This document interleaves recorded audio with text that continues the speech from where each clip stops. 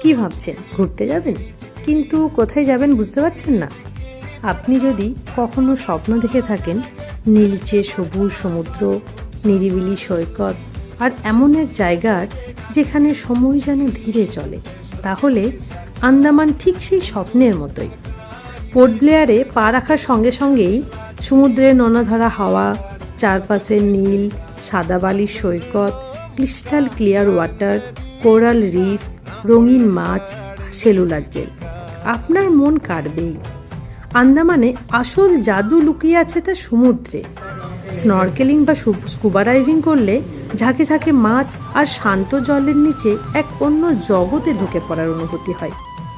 Havelock দ্বীপ আর নীল দ্বীপ, এর সূর্যোদয় আর সূর্যাস্ত দেখলে মনে হয় ছবির ফ্রেম থেকে বাস্তবে নেমে এসেছে।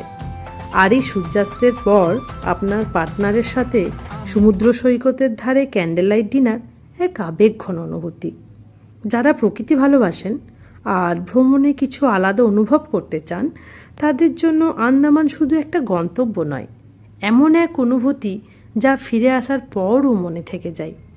আন্দামান সম্পর্কে আরও ডিটেলসে জানতে ওয়েট করুন আমাদের নেক্সট ভিডিওর জন্য।